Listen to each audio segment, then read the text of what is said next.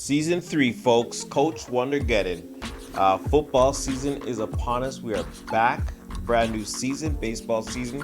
We'll talk about the beginning of the ending of that. We're going to talk about football. Football season's coming up. And Antonio Brown is a Patriot. Let's start the music. Let's go.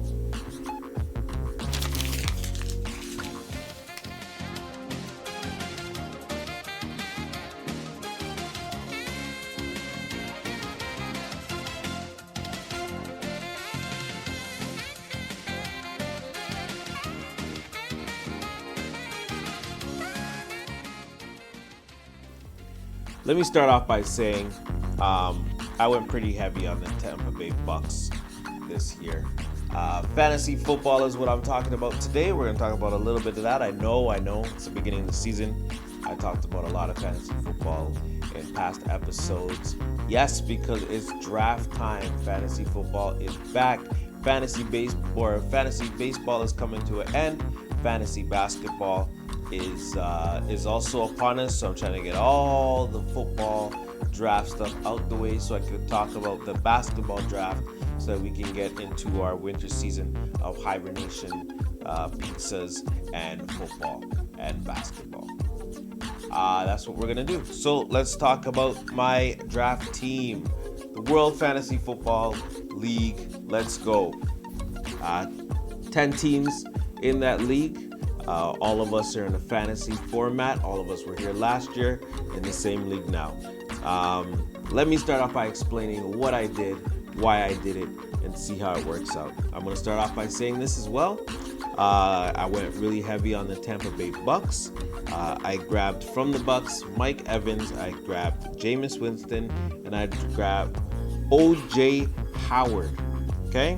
Jameis Winston shouldn't fail in this position. Okay, he has two very good wide receivers in Mike Evans and Chris Godwin. He also has a really good tight end, O.J. Howard. He doesn't really have a running back, which means he should be throwing more. He should be able to throw 50 passes a game as long as he's not injured. Because he doesn't have a good defense, he's just in a position to where all he can do really is just throw yards, throw a bunch of yards, throw a bunch of touchdowns, and hopefully maybe even win a couple games. As I said, I picked up Mike Evans, I picked up O.J. Howard, I picked up Jameis Winston. Last year, Jameis Winston only played 11 games, and he threw for almost 3,000 yards, 19 touchdowns, 14 interceptions. 14 interceptions is terrible. But you know what? In fantasy format, doesn't matter too much. I decided to go for the high offense and hope that all the interceptions and the pick sixes and the sacks kind of work its way out for me. If the offensive line can do better than they have in the past, then hopefully I have something I can work with where he's not getting sacked and losing unnecessary points. That being said, I had Mike Evans last year. I took him back this year. That's 1,500 yards, folks. 86 catches, 1,500 yards, 8 touchdowns. That's what I'm talking about, so I took him back. O.J. Howard is last year, limited play, 34 catches, and 565 yards and a bunch of touchdowns. I'm trying to benefit off of the offense that the Bucks are forced to provide, which is a heavy passing offense. We'll see if that works. Just in case it didn't work, I had a backup plan, which was my second quarterback in my 2-quarterback league, Jared Goff from the LA Rams. He's another guy. He is another gunslinger. He's going to throw a bunch of balls deep. He is passing to Brandon Cooks. He's passing to Cooper Kupp, and he's passing to, oh my gosh, who's the third quarterback or a third wide receiver? Doesn't even matter. He has a deep team, and so I grabbed him from his team's also has a better offensive line than the Rams, than the Bucks. But we'll see what happens. Also, just in case Jameis decides to shame us, I have rookie TJ Hawkinson from the Detroit Lions in case for any reason OJ Howard can't perform for me. This guy is my backup tight end, and he might be my starter by the end of the season. He is a tight end. He is a first-round pick, and he's getting throws from Stafford, Drew Stafford, which means he's going to get a lot of passes. First-round draft pick, picked in the 8th or 9th pick, which means he's going to be a stud, a little Gronkonian. He might be that new tight end of the future. And Evans, I'm not too worried about. I know he's going to have a good season. But just in case, Mike Evans, this is going to be your wide receiver corpse. These are the guys that I picked at wide receiver to complement Mike Evans. I have Juju Smith-Schuster, Pittsburgh Steelers, of course. I have to make sure I have a Pittsburgh Steeler on my team most of the time. And I'm lucky enough to have Juju Smith-Schuster. He is going to be the guy who is going to get back at least 20, 30, maybe even 40% of the passes that were meant for Antonio Brown, who went to the Raiders, but somehow ended up with the Patriots. So who's going to benefit? Juju Smith-Schuster. I also have, I picked up Tariq Evans, but Tariq Evans is going to be out from 4 to 6 weeks. So he got hurt pretty early on in the season. So that's my other one. I'm going to wait 4 to 6 weeks for him to come back. In the meantime, I have D.D. Westbrook from Jacksonville, who is going to be their slot receiver, which means hopefully a lot of passes, even though Nick Foles, who is his quarterback, also got injured. I also got Sterling Shepard, who is also injured with a concussion. That's pretty much how my season's going early on in the season. I try to just get all my ducks in a row and make sure that I have at least something to work with. Right now, I'm going through the injuries pretty early in the season. Running back situation, though, is pretty good. I picked up Marlon Mack from the Indianapolis Colts. I think this year he's going to have a good year. No luck, no problem. I think Andrew Luck being gone is not going to affect his play too much, if not make it better. He's going to get more targets in the offense. He's going to get more running yards than Andrew Luck, who likes to spread the ball out. New QB Brissett is probably going to try to keep with what he knows. So it's going to be a little bit more of a basic playbook than what Andrew Luck has. So if you don't have Marlon Mack and he's out there, pick him up.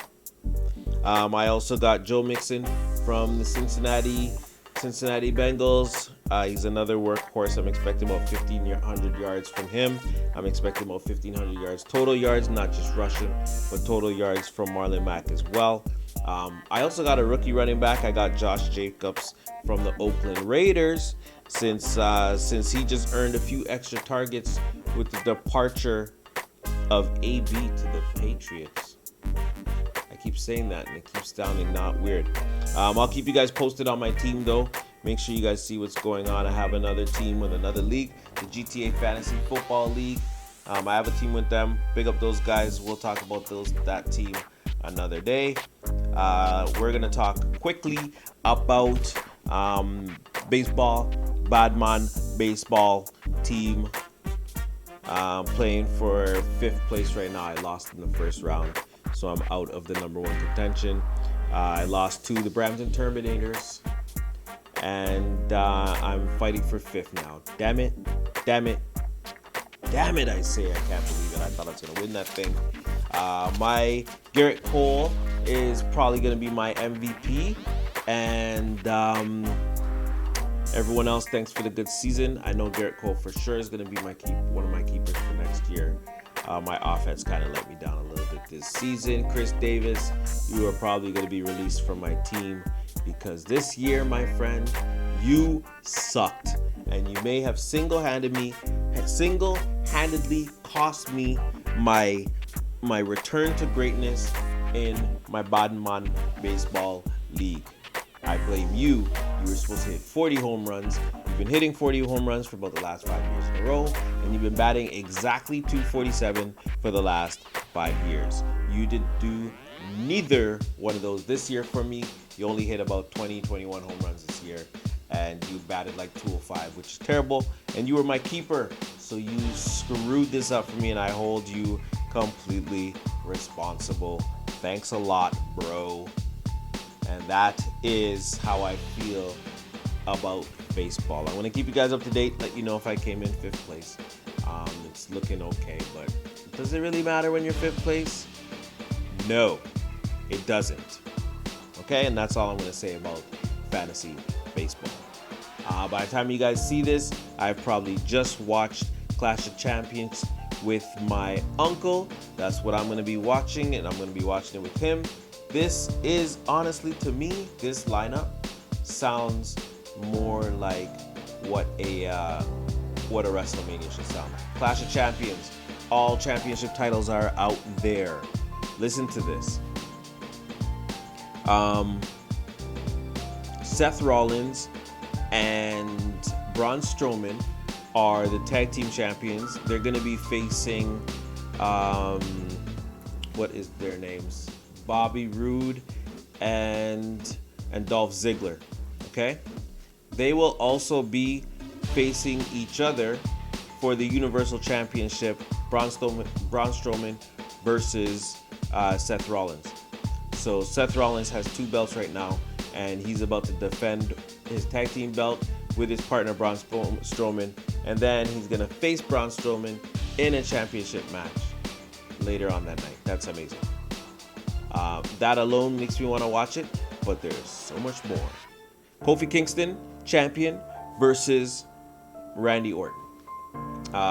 Becky Lynch, the man, versus Sasha Banks, who I haven't seen in a while. I know I've been slipping on the wrestling a little bit, not gonna lie. Bayley versus Charlotte Flair. Bayley's still the champ, and she's facing Charlotte Flair. Please, Bayley, please win. Shinsuke Nakamura, Intercontinental Champion, is gonna face The Miz. AJ Styles, champion, is gonna be fighting Cedric Alexander. That's probably gonna be that might steal the show. I think that's gonna be an amazing match. SmackDown Tag Team Champions, The New Day, is going up against The Revival. That should be another good match. What other champions are out there? Women's Tag Team Champion, Alexa Bliss, and Nikki Cross are gonna go against Fire and Desire. And Cruiserweight Champion Drew Gulak is going to go against Humberto and Lance Dorado. And then, for some reason, Roman Reigns, who has no title, is going to be fighting Eric Rowan, who has no title, in a no disqualification match. How's that? What am I missing? I'll tell you what I'm missing. I'm missing my view on Antonio Brown. Antonio Brown, to me, is getting a bad rap. How about that? I know a lot of people are telling you how bad Antonio Brown is. I personally don't know how he pulled this off. Pittsburgh Steelers sent you to the Raiders. You get to go to LA. You get to be the celebrity that you want to be. You get all the yards that you want to get. You are the quarterback. You get to do whatever you're the wide receiver. You get to do whatever you want because their number 2 receiver is not half as good as you. All right, you have a rookie wide receiver, which means you get to run this offense. All you have to do is show up and go to work. But you didn't do that. You found a way out, and I don't know how you did it. You would have had 1,500 yards this year, 15 touchdowns maybe. You could have been the leader of the team, but unfortunately, to some, Antonio Brown is not a leader. And that's the thing about it. That's not a bad thing, guys. You know, everyone wants everyone to be a leader. Some people are just not leaders. And Antonio Brown knew he wasn't a leader, and that's why he got himself removed from his Oakland Raider position. But you know what? As I said, there's nothing wrong with not being a leader, unless or if you have somebody around you who is a winner. And if you have somebody around you who is a leader. Belichick is a leader. Brady is a winner. which means that no matter what anyone says about Antonio Brown and how he goes about his business and what he does, the truth of the matter is, at the end of the day, is that, yeah, he might not be a leader, but he's a winner, and he's going to win another championship with the New England Patriots. I honestly have had the New England Patriots have beat my Pittsburgh Steelers in real life so many times, ruined so many championships for the Pittsburgh Steelers that it's only karma that Antonio Brown would leave the Pittsburgh Steelers and somehow still find himself on who I believe almost all the time is the only team that could beat the Pittsburgh Steelers in the playoffs. And that's just how I feel about that. It sucks, but you know what? White Jesus, he's out there and his name's Tom Brady, and he's going to bring these guys another championship. Remember, I said it this early in the season. It's almost like how people look at people start to hate the Patriots as much as they hate the Golden State Warriors for just being a good team all the time. But you know what? What can you do? What can you do? This guy is going to win another championship. Do we have any other questions out there? Yes, we do. One more question. Who's the number one NBA pick in this year's Fantasy League draft? Obviously, it's going to be